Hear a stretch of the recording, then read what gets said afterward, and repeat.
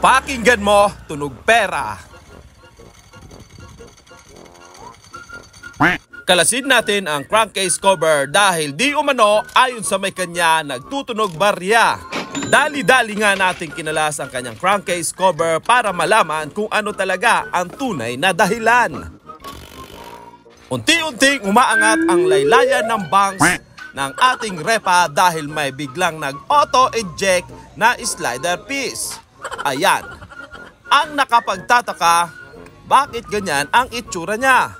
Last man standing kumbaga dahil nag-iisa na lang talaga. Sabi ko nga dyan, hanapin nyo baka nagtatago lang at nakapanood ang kanyang motorsiklo ng mga prank na video kung kaya't gusto niyang i-prank ang kanyang amo. Kaya dali-dali nga namin hinanap subalit wala talaga dito. Kahit sa cover, walang nakasiksik na slider piece. Masyadong advance ang kanyang motorsiklo, October pa lang ngayon, pero naging manananggal na, gusto na ata na ito maging advance at maging November 1. Kalahati na lang. Para na siyang manananggal. Ayan o, nawala na ang kalahati at nag-iisa na lang talaga siyang lumalaban. Tanong nga ng may kanya kung malapit na daw ba itong masira.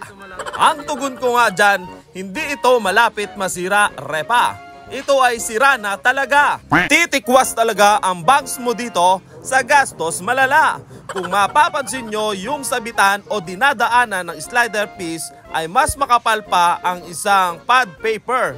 Napakanipis na talaga neto, hindi na pwedeng ibalik.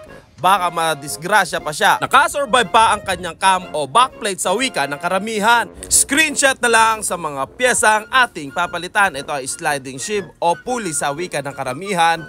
At ang sliding piece na naging manananggal, ito genuine na. And 3, 2, 1, smile. Medyo tight budget siya, buti na lang meron tayong Seaworks Toyota Tucson na B-belt. Murang-mura na, nauutang pa. Basta iwan mo motor mo para may service kami. Para may idea naman kayo kung gaano kalaki ang natapyas sa pyesa niya, pakita ko sa inyo, ito ang itsura ng kanyang luma. Samantalang ang nasa kaliwa naman natin ay ang bago. Tingnan nyo, napakalaki ng tapyas dyan. Parang military. No retreat, no surrender. Samantalang dito sa kaliwa naman ay mala security guard na no ID, no entry. Ayan o, medyo makapal, talagang makapal to, hindi pala medyo makapal. Ito talaga ang standard size na pinagsasalangan ng sliding o slider piece natin. Ayan, napakalayo ng distansya.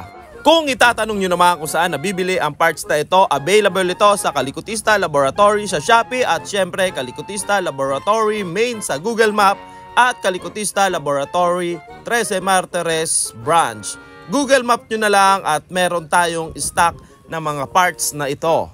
Sa pagkakabit naman ng mga nut, make sure na kakamayin nyo at wag na wag nyong papaahin dahil hindi nyo kaya yan.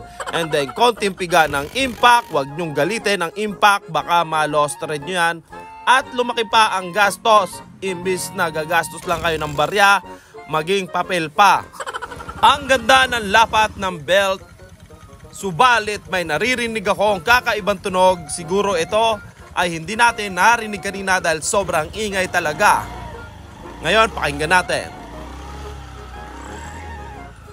Meron siyang naiiwang tunog na kakaiba.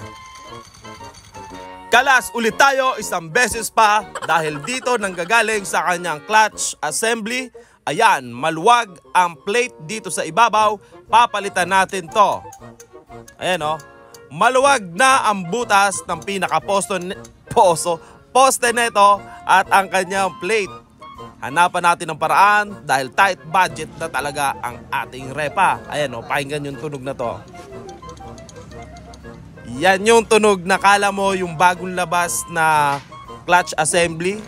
Nagkataon naman sa ating basurahan, kaya nga sabi nila may pera sa basura. Nakapulot tayo ng isang plate, ikinabit natin sa kanya. Ito yung kanya, malaki na ang butas, may pera sa basura. Ang ganda ng fittings ng belt. Testing tayo kung lalagapak pa, magtutunog barya. Yan o. Pakinggan nyo ha, pagbitaw ng silinyador, dapat kakalansing yan. At dahil nawala ang kalansing, tinanong ko ang may kanya dyan, alright ba tayo dyan? Alright.